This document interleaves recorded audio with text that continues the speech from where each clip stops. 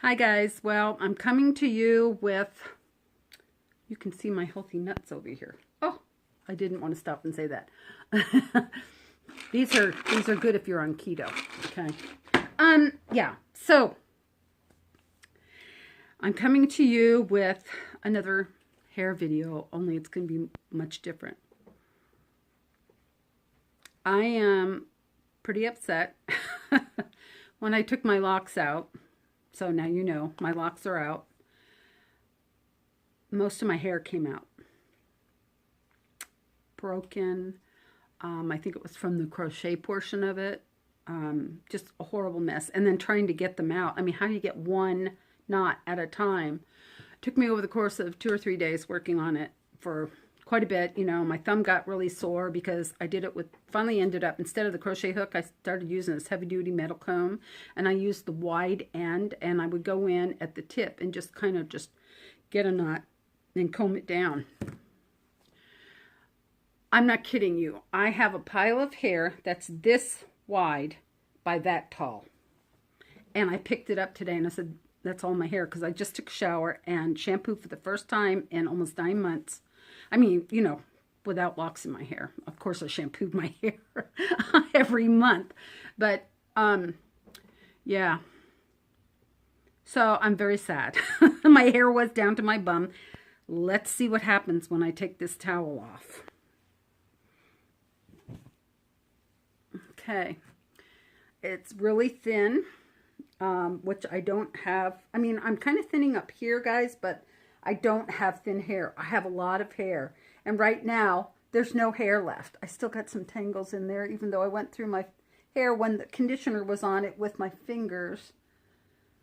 I should have bought my plastic wide tooth comb. I usually start at the bottom and then work my way up with a wide tooth comb, and this metal comb can be an issue because if you're not careful, something's wrong with the end or something. It tends to grab hair. But anyway, let me see if I can get through it with fingers first, because I don't. Yeah, there's just a couple pieces in there that are not cooperating very well. But anyway, so, yeah, you can see I've got some really long pieces here that go down, down, down to my waist. But they're very few and far between. So in other words, you know, hair and then thinning to nothing. So, whoops, I decided that, you know, my hair grows really fast and I might as well just go ahead and give myself a haircut. So that's what we're going to do today. Now, I always wear my hair in its natural part, which is, let's see if we can figure it out. This is how I find my natural part. I just push forward, and wherever the hair parts, that's pretty much what I consider my natural part. Oops. So it's off center. I think I'd like it a little bit further over than that. The reason I'm doing it this way is because I don't think you should cut your hair with your hair parted down the middle. I think you should take into consideration your natural part, because once you flip it back over after the haircut, you're going to get a surprise, right? So, yeah, I think we're going to do it like that, guys. Yeah, I'm not happy. I'm not happy. It's so, look at, it's all broken. This is all broken hair. So, but anyway, okay, so we've got our side part there. And actually, maybe I should just go ahead and do it down the middle.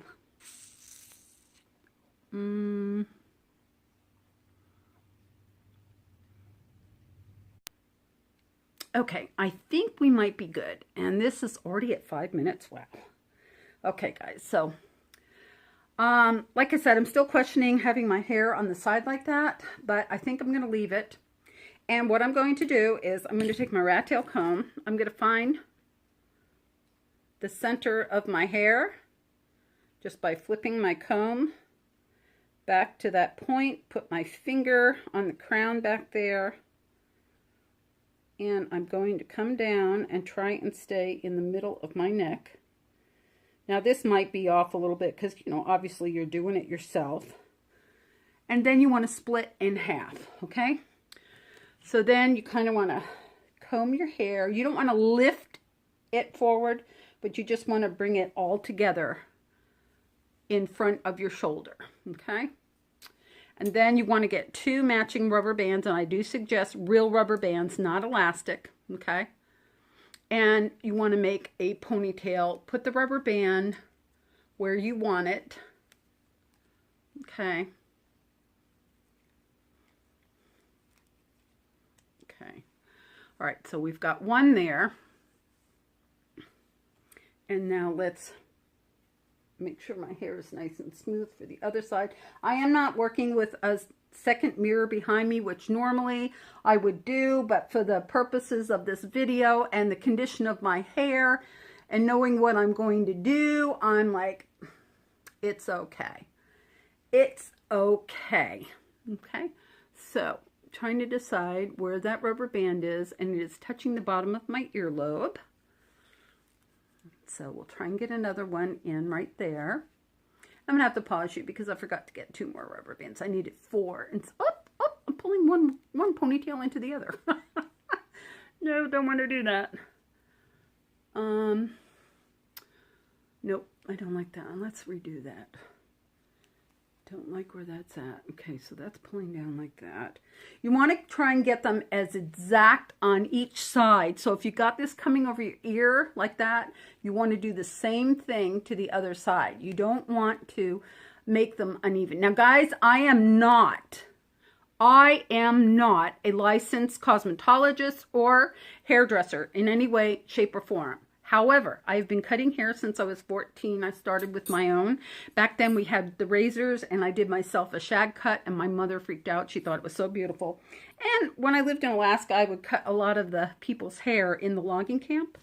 And just my husband's hair, you know, before he died. I cut his hair for almost 20 years, and he had very thick, wavy hair. So, yeah. You can see how tiny and thin my poor little hair is right now. Now, normally they say to cut, I've always heard to cut your hair when it's wet. But the YouTube videos I've been watching, let's hope I don't start, hope I don't start ticking when I'm cutting my hair. Yeah, so, yeah, and I've seen them cut the hair dry. Now, my hair, because it is so thin right now. This side is thicker because, of course, I flipped this over. This side is much thinner. So, it's drying pretty fast. You know, and I'm used to having locks that take a good 24 hours to dry on their own. So, let me grab some more rubber bands. Okay, so the rubber bands I'm using, which are real rubber, are called Studio Beauty, and they come in assorted sizes. So when you're doing this, please, please, please match the size of the rubber bands. Not all 4 of them, but this one and this one should match in size, and any others that you put in your hair should match in size. So let's go ahead and put in a second rubber band. Let me turn you just a little bit that way. Okay, so I know that I want my hair below my shoulders, okay? And it's still wet, so I'm thinking it's probably going to shrink up a good couple inches, right? So I am going to, my collarbone is right here. See, my collarbone's right there. And I'm thinking I'll go a couple inches below my collarbone, okay? Now, one of the reasons why you want to use rubber, oops, that fell on my hand. One of the reasons you want to use rubber bands instead of like plastic, or, you know, they call them plastic or elastic, is because you don't want the rubber bands sliding once you've placed them, okay? Because then you'll end up with a cut that's in the wrong place, okay? So, I don't know what's going on with this rubber band, but it's not...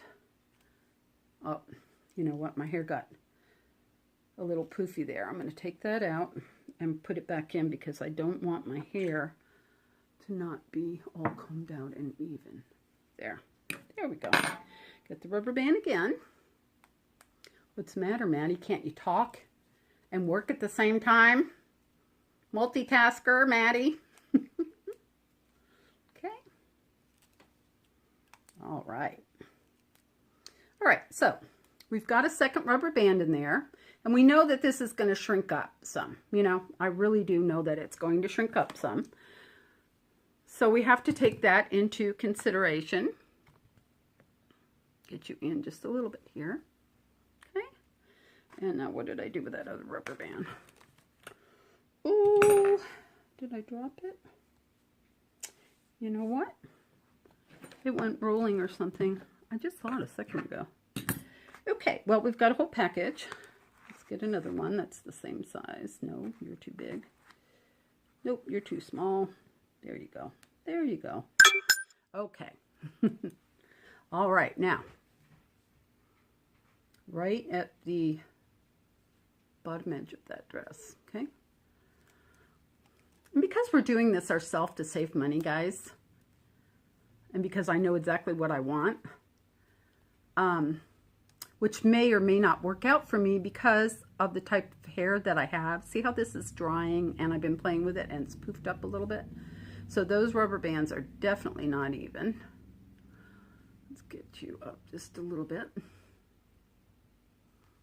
Okay. So, nope, not right.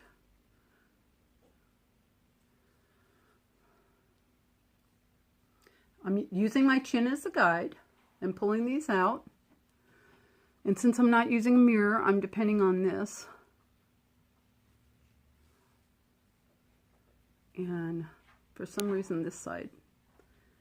So we will use a measurement. We will take this point of my collarbone. Okay. This point of my collarbone. To right there. Okay. So now we will take this point of my collarbone. And that looks just about perfect. I think that's just about perfect. It's hard for me to see this because this is thinner hair. Yeah, this one does seem longer when I'm pulling it like this.